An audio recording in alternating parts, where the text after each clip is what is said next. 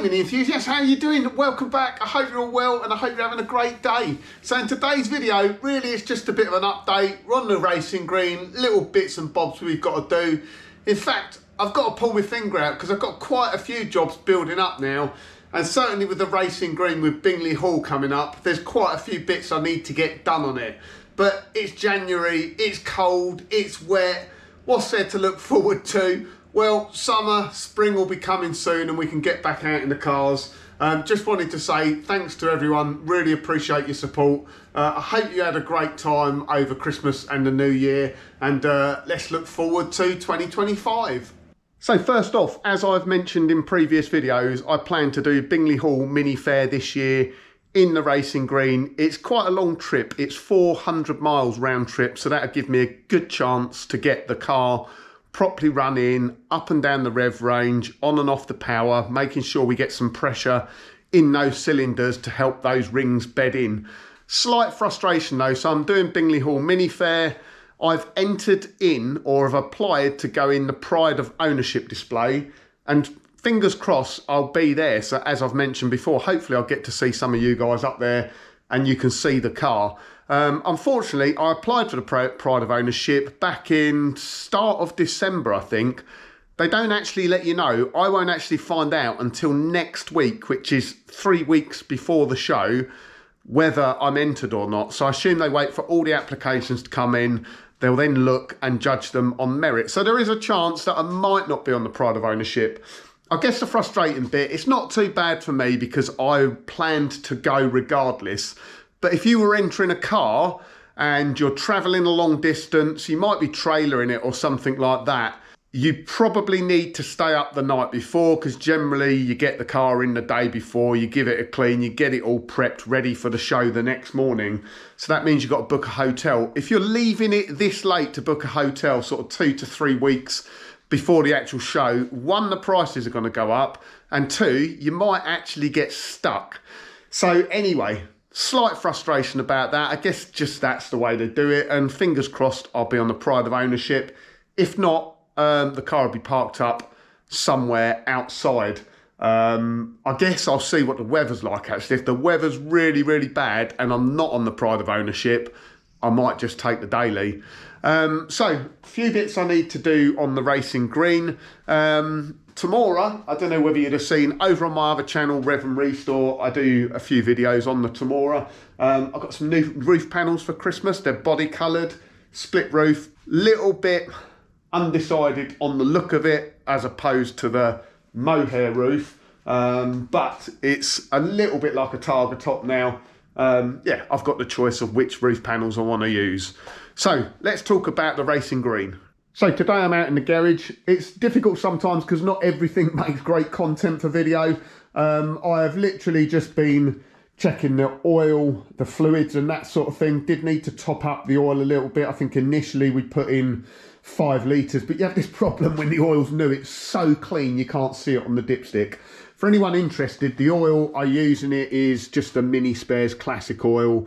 It's got a high zinc ZDDP content in it, which is there to help with the gearbox and transmission. So if you're going to buy a 2050 oil, it's worth getting specialist oil because it'll have a higher zinc and ZDDP content, which helps with gear changes. So I was actually watching one of AC Dodd's videos last night and he was talking about common mistakes, and one thing that sort of come up in it, and I thought, oh dear, I forgot about that, I need to sort that out as well.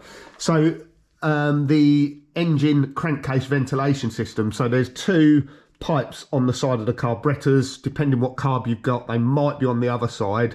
Quite often people just leave them open to the air, but they are part of the crankcase ventilation system, so they should connect to an engine breather somewhere.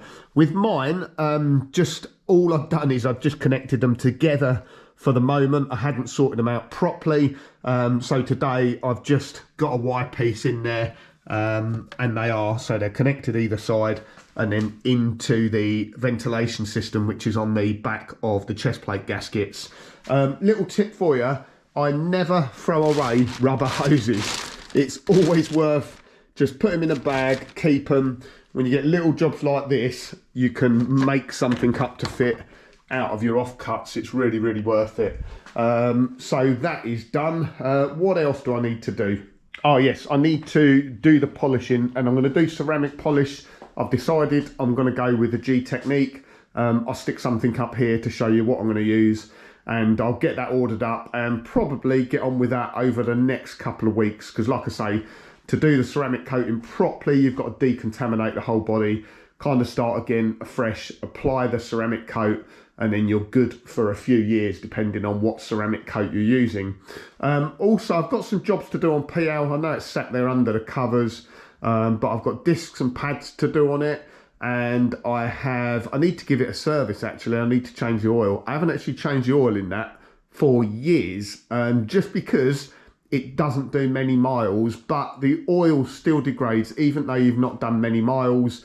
You get like acids and that sort of thing in the oil, and it's even worse if you're getting lots of cold starts and that sort of thing, because it can actually dilute the oil a little bit just from where it's running rich all the time, and you get a bit of fuel in the oil as well. So even though it's probably only done 2,500, 3,000 miles on the oil that's in the engine, I'm still going to change the oil in the filter. Right, today is a really good example of why you need to wax oil cars and protect them from the rust. So even though kept in a garage, in the dry, look at the condensation. It's just absolutely mad. So that's inside the garage. Now what happens, obviously, because the garage is all insulated and everything like that, it doesn't have any heating on here all year round, but it stays warmer in here than it obviously does outside. When you open the garage door, then cold air then comes in, it condensates on the warm surfaces. A lot of the cars, of the metalwork, that'll be inside, outside, everywhere where air gets to, creates condensation, and eventually over time that's what causes your car to rust. So today's a really good example. Like I say, it is 9.4 degrees in the garage. It's probably only about 3 degrees outside, 4 degrees, but it's 99% humidity. So it's literally damp in the air. So that's one job I really need to get on with and do. I was actually going to come out here today and start doing it, but because it's so humid, I don't want to go spraying like cavity wax around when I know it's damp in the seals. I'd rather wait for a day where it's a bit drier. On days like today, so when it has gone like this, to try and prevent a bit of rust, I do have a dehumidifier. I'll run that for a couple of hours just to dry it out after I've been here. I used to run the dehumidifier like through the night on a timer, but the problem is with the dehumidifier, like the refrigerant types ones, they actually cool the air to take the moisture out of it, and the problem is anything below sort of 8 or 9 degrees, 10 degrees maybe, it freezes up and ends up doing nothing.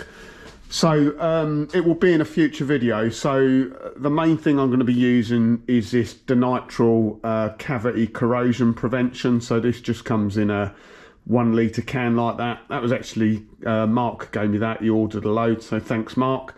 Denitrile, absolutely brilliant product, and you put it in with a pressure sprayer with a compressor. The only thing I did find with a pressure sprayer with the adapter it comes from, that's the nozzle it gives.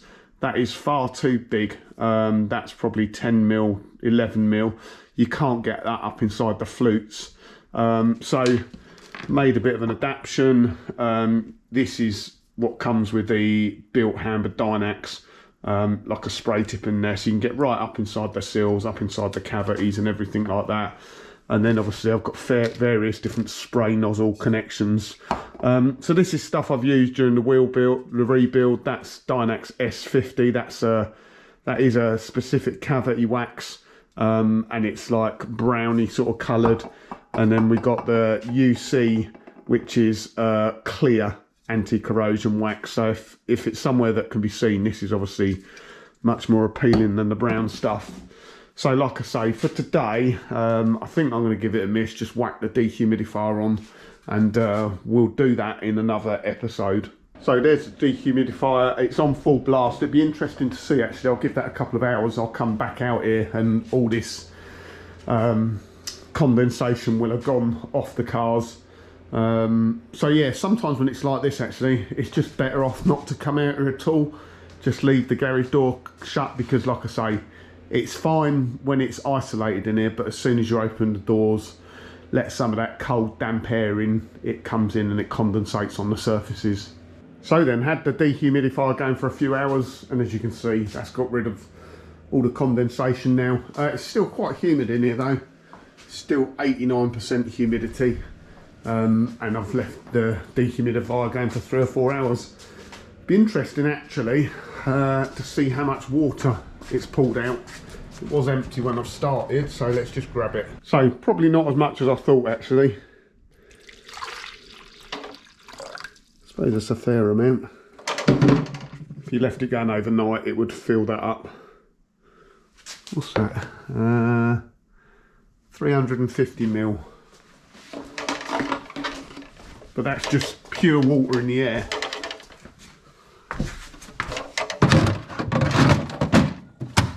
So there we go. I hope you enjoyed today's video. It was just bits and bobs today. I must try and remember, if I can, to get some stickers ordered up for Bingley Hall. Probably left it a little bit late, but yeah, I'll try and order them tonight.